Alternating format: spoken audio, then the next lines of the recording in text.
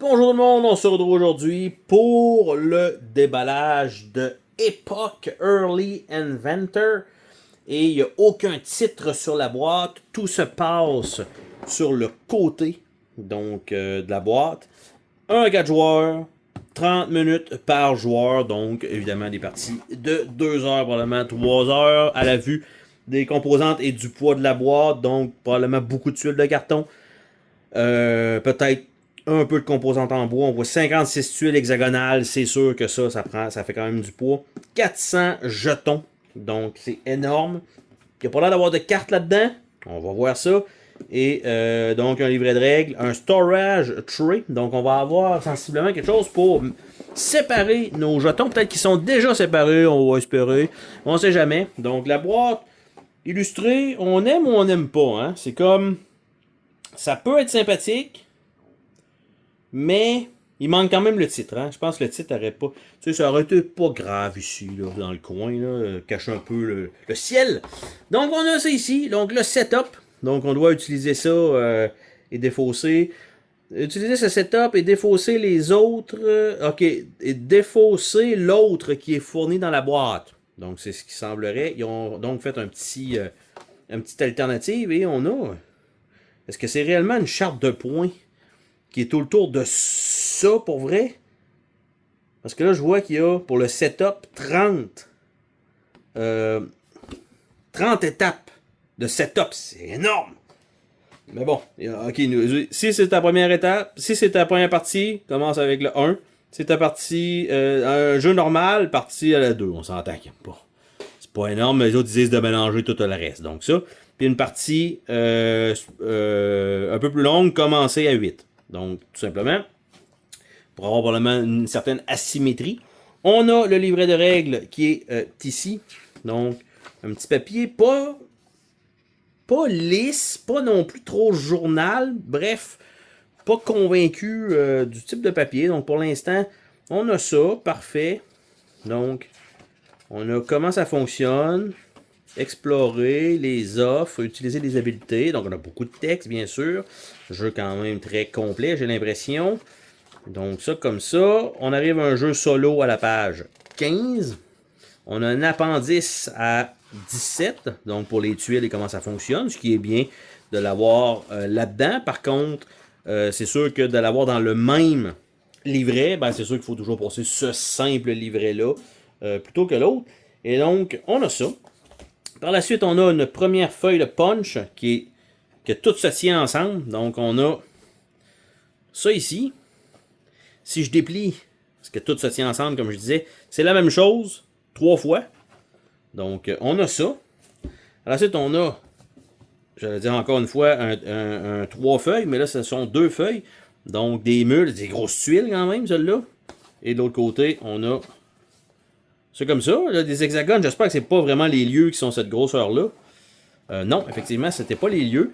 Ici, on voit qu'on va pouvoir mettre des jetons carrés sur ces tuiles-là. Et ça, ici, un peu des genres d'objets un peu random. Ici, finalement, c'est pas des... C'est pas les tuiles, donc de placement. On a encore un autre carton ici.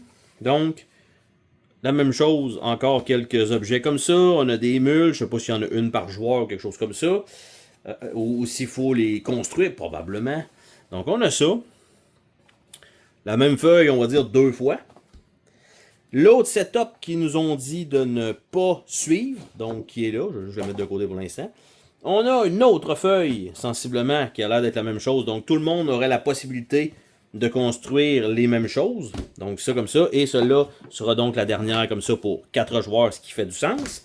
Après ça, on a une aide de jeu. Donc turn overview. Beaucoup de choses, hein, on s'entend. Donc on a ça. On a 2 aides de jeu. Donc sensiblement, c'est efficace pour mettre entre 2 joueurs. Donc c'est suffisant. Par la suite, on a les tuiles. Donc on voit ici le genre de marais et des plaines. Et de l'autre côté, ben, il y a des effets. Donc, beaucoup d'iconographie dans le jeu. Par la suite, on a cette feuille-ci. Donc, on voit encore qu'on a une petite délimitation de carré. Et probablement le joueur bleu, le joueur rouge, je dirais ça comme ça. Probablement le jeton premier joueur. Je m'élance, hein. D'habitude, c'est un peu ça. Donc, On a ça ici. Beaucoup de tuiles. Donc, on se ramasse avec le sol. On se ramasse avec des genres de collines. Donc, ça comme ça. C'est sûr que le visuel, les images sont quand même jolies. Il y a beaucoup d'iconographie sur les tuiles. Le gros texte en plein milieu, bon, ça coupe un peu l'image. Je comprends que ça... Mais tu sais, on voit que l'image est quand même continuée ici, là, comme ça. Et la grosse bordure de couleurs, bon, c'est sûr, visuellement parlant, c'est sûr que vous le savez tout de suite. On a ici, donc, la suite. C'était pas un jeton premier joueur par défaut. On a le joueur jaune et vert, probablement leur plateau de départ. Après ça, on a encore un paquet de tuiles qui est là. On a plusieurs jetons en bois, des gros disques. On a des meeples, donc pour tous les joueurs, et des cubes orange. On a des petites maisons ou des cheminées, donc de la couleur des joueurs. On a tout simplement un papier pour papier promotionnel. En dessous de ça, d'après moi, on n'a rien. Et là, quand on nous dit... je lance ça comme ça, là, pour ceux qui suivent quand même souvent la chaîne et qui écoutent cette vidéo-là jusque-là. Quand on nous parle d'un storage tray, moi, j'imagine pas que c'est ça. Ça s'appelle un insert de transport. Moi c'est ce que je vois, là. Un insert de transport dans cette boîte-là. J'ai de la misère à comprendre qu'ils nous disent qu'ils nous ont fourni un tray pour les composantes. Hein? Un storage tray, tant qu'à moi, c'est rendu de la boîte. Dites-nous que c'est ça, là, parce que c'est faux. C'est un mensonge. De ce que je vois, là. Fait qu'on a ça. Et là, il faut que vous vous dites qu'il n'y a pas de plateau central dans cette boîte-là qui va embarquer là-dessus, qui va nous permettre peut-être de classer les tuiles. Donc, ça va prendre des sacs Ziploc probablement pour remplir sensiblement la boîte parce que vous voyez le nombre de composantes, tout ça. Toutes les tuiles, tous les hexagones vont être regroupés ensemble, tous les genres de cordes vont être regroupés ensemble dans des ziplocs. Alors, ça va prendre quand même sensiblement pas mal d'espace dans la boîte. Là, parce que là, ça, c'est sur le tray. C'est bien fermé en ce moment. On est d'accord? Bon, ça, c'est la feuille que je n'utiliserai pas.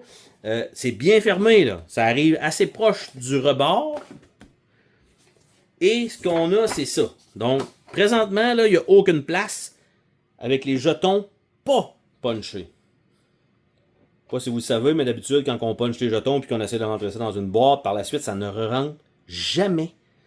Donc, l'insert qui est dans le fond, peut-être même que l'insert je vais être obligé de le retirer de la boîte pour sauver un peu d'espace de chaque côté, pour y insérer des sacs Ziploc pour regrouper les choses. Fait que quand on dit un tray de storage, ben c'est complètement faux.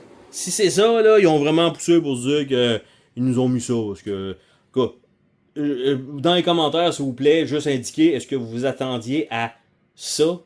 Parce que pour moi, ça, c'est un tray de transport comme Fantasy Flight Game fait. C'est rien de plus que ça. Oui, il est imprimé, mais c'est rien de plus. Ça sert absolument à rien. Sur ce, on se dit à la prochaine pour une autre vidéo. Salut tout le monde!